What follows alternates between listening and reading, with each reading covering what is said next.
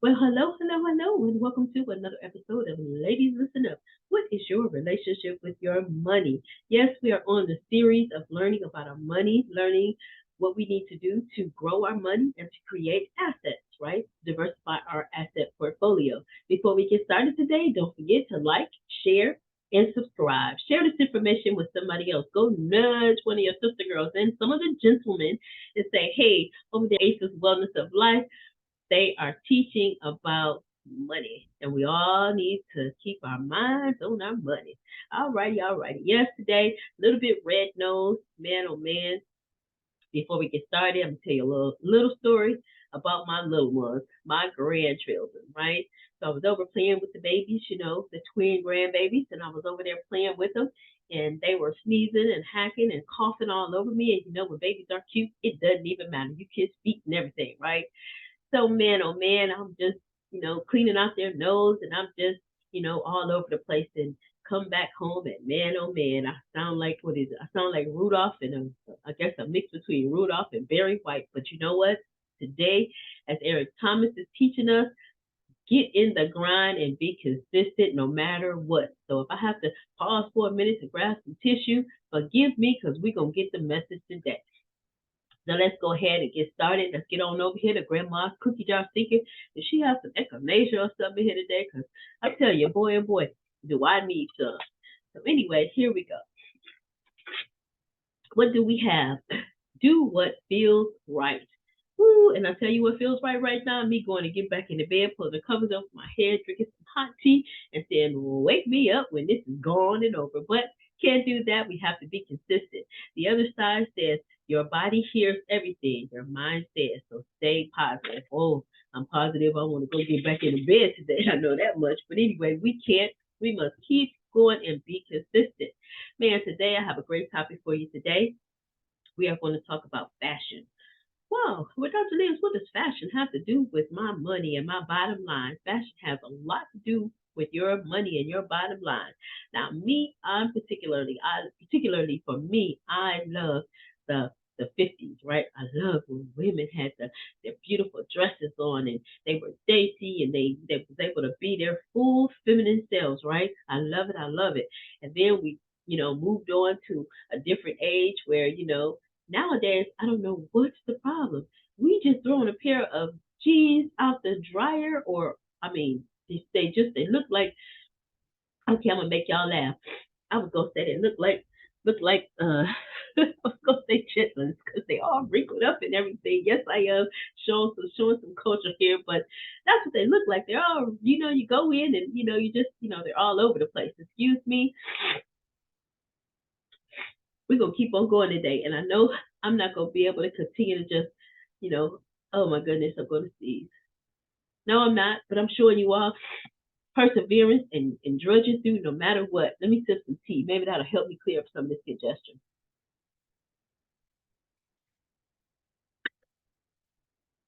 We'll see, but we're gonna keep on going, right?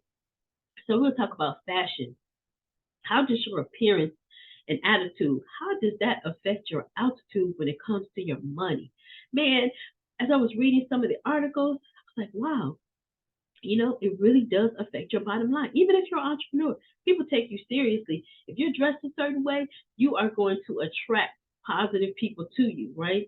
Rather than if you have on a t-shirt and just a pair of pants, and you can dress that up though, accessorize it, you know, some nice shoes and a blazer and your accessories and everything that pops an outfit. So even sometimes we may even have to eventually invest in an image consultant to get it all together, right? Because it's optics. It matters what people the first impression, and we're visual. I'm gonna share my screen because I did find an article that talked about how your appearance really affects your salary, and that's something. But even if we're talking about entrepreneurship, even in entrepreneurship, it does affect your bottom line.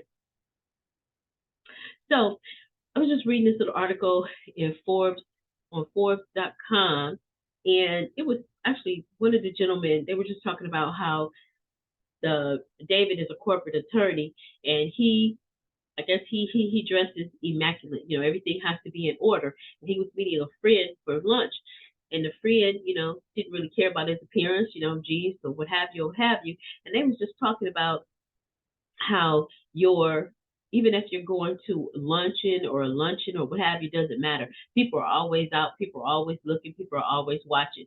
And so his comment was that he must care more about his friendship than or he takes his friendship more seriously than his buddy did. That was his little dig, kind of to let him know that he noticed it. Anyhow, it was talking about an article that talked about tall people get paid more. This is from a study in 2004 by Timothy Judge of the University of Florida, found that every inch of height a taller worker can expect to earn, get this, an extra $789 per year. That means two equally skilled coworkers would have a pay differential of nearly $5,000 per year simply because of a 6-inch height differential, according to a study or the study. Isn't that crazy? Just because you're a little taller, that actually, excuse me, makes a huge, huge difference. Whoa, here we go. And I'd rather say obese, but the article says number two, fat people get paid less. Obese workers, those who have a body mass of more than 30%, are paid less than normal weight coworkers at a rate of about $8,666 a year for obese women and $4,772 a year for obese men. This is according to a George Washington University study that cited data from the National Longitudinal Survey of Youth in 2004. And other studies indicate obese women are even more likely to be discriminated against when it comes to pay, hiring, and raises. Wow, wow, that's huge, man. That's a big difference in just by again your appearance.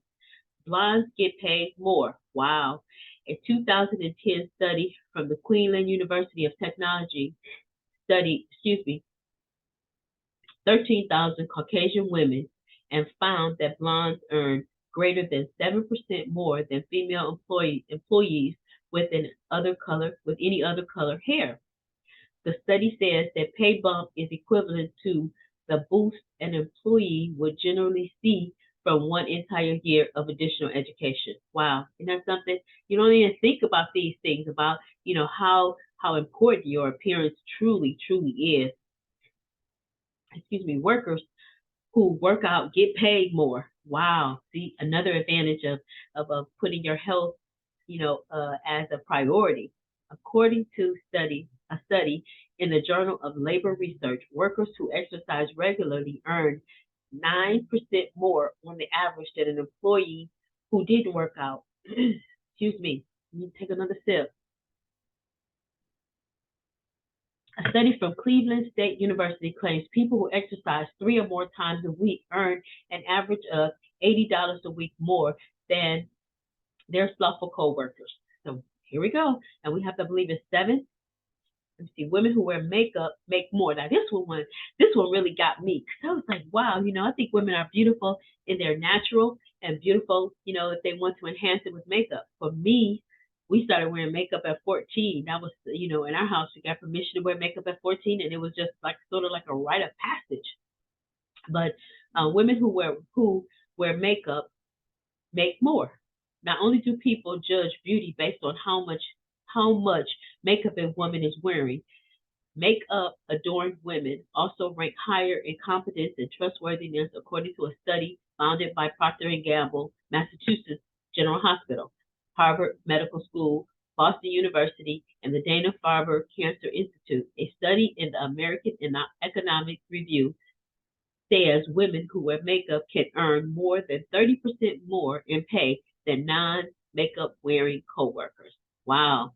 We need deeper studies to understand why. What's the psyche behind that? Number 6, handsome people are paid handsomely. A Yale University study from Daniel Hamermesh finds employers pay a beauty premium to attractive employees. The beautiful workers earn an average of roughly 5% more, while unattractive employees can miss out on up on up to most almost, I'm sorry, I'm just, my head is fogged today, almost 9% according to the study. So we're saying that we pay handsome people more handsomely than everybody else. Wow. Number 7, if you're too pretty, it's a pity. If you're too pretty, it's a pity. Generally speaking, attractive people make out when it comes to salary and hiring. But what about the exceedingly attractive amongst us? If you're an attractive man, don't sweat it because you always enjoy an advantage, according to a 2010 study that appeared in the Journal of Social Psychology. However, women rate a very attractive face or rate it as a very attractive face discrimination. Okay, let's start that again. However, women rate it as very attractive face discrimination when applying to masculine jobs. Okay, that sentence is all crazy, but that's what it said. Now, I'm not sure. I guess it's saying that women with a very attractive face, they also face discrimination when applying for masculine jobs. That's what it is. That's what the interpretation is to me. So, just a little couple of a few pointers about how our appearance makes a huge difference. Also wanted to go back over here because this is one of my favorites. I think I don't know if we, what do you call it? What do you call it when you go from time to time or whatever? I guess that's one of the movies they were talking about. But living in a different time, I think my time would be the roaring 50s when the women were just dainty. I love the dress. Look at that beautiful. Look at that Dorothy Dandridge, and her little, her fur cover up and or stole or whatever they call it there. Just beautiful, beautiful. I just, for some reason, I just attracted that. And Marilyn Monroe, diamonds are a girl's best friend. Amazing. Just wanted to show some of the fashion, and just get us to thinking about how important our appearance really is in our dress. But this just seems as though, I know there were other challenges and everything, but the dress just seems so beautiful, where I mean, again, women wear dresses, and I mean, I love my pants now. Don't get me wrong, but the dresses were just so beautiful and so glamorous there. So just wanted to share that a little bit, and also wanted to click over and share a little bit about, different attire, different work attires, like, just give us some ideas about accessorizing and how important it is, just throw some splash of color or throw, extra, some extra, walk past the mirror in the mornings, if you will. So, I just think it's very, very important that we, take that extra time and that extra for to make sure that our appearance is up to par because it does affect our bottom line. And basically what we're looking at to diversify our assets, you're like, girl, you done went all the way around the mulberry bush. But I tell you, diversify your assets, it's more money coming in. Think about it when you think about how bankers dress. Bankers used to be like bankers and stockbrokers and, people in that industry, they dress for that, and also one of the things that I find, how they used to say casual Fridays or what have you, people they just move different when you're dressed different. It's like women. When we wear our heels, we move different. Our hips move different. We're different in our stance and in our posture. So it's just taking that extra time, that extra step, and it does, as we've shown in the studies here, it does affect your bottom line. It increases your revenue. People treat you differently. I want to share this other story. We were at a business conference one time with my son, and he's been my traveling business partner and we were at a business conference and I was telling him how important it was to dress the part. I mean, you're the youngest business partner here and it's important that you're not in a hoodie and jeans and all of that. It's okay to travel that way, but when you get to get in the event and the venue and everything, we definitely want to be suited and booted, ties, polished shoes and all. And it was just funny because when we walked in, they treated him differently because, of course, he was, in that attire. I'm not saying that it's right, just explaining. But when he came down with his, suit and everything on, they called him Mister. And he came back to me and said, "Mine, you were absolutely right about that." I felt so different when I came down in my suit and everything versus when I first came in. It was like I was almost invisible. And that is so, so true. Last thing I wanted to bring up, or the last, kind of story I wanted to tell was, when we worked in the apartment complex, we were actually trained to actually look at a person's appearance and even peep out the window and see what type of car they were driving as a part of the criteria to, decide. And this was over one of my first jobs, and it was over, 30 some odd years. The apartment complex is no longer in existence anymore, but that was a part of the criteria for, deciding if someone actually got the apartment, whether their credit or whether their money, what have you. So unless somebody come riding up with a loud vehicle and you could hear the, the music from the windshield where it's shaking everything, they weren't getting in either. So it is very important that we understand how our appearance affects our bottom line and how our appearance makes a huge difference when you are looking to generate revenue. No matter if it's your entrepreneur endeavor or if you're utilizing your 9 to 5 to create the revenue to put into different asset classes, it all makes a difference. So your appearance, definitely your appearance and your attitude, people feel your energy. Your appearance and your attitude affects your altitude in life and in your money. So today, oh my goodness, I made it to the end of this one. Don't forget to like, share, and subscribe. I'm gonna go take some more herbs and put my echinacea to work with my tea, and make it through the rest of this day. Don't forget to listen, learn, and leverage the information. Alrighty, bye for now. You all stay fearless. Don't talk about my red nose too much. Bye for now.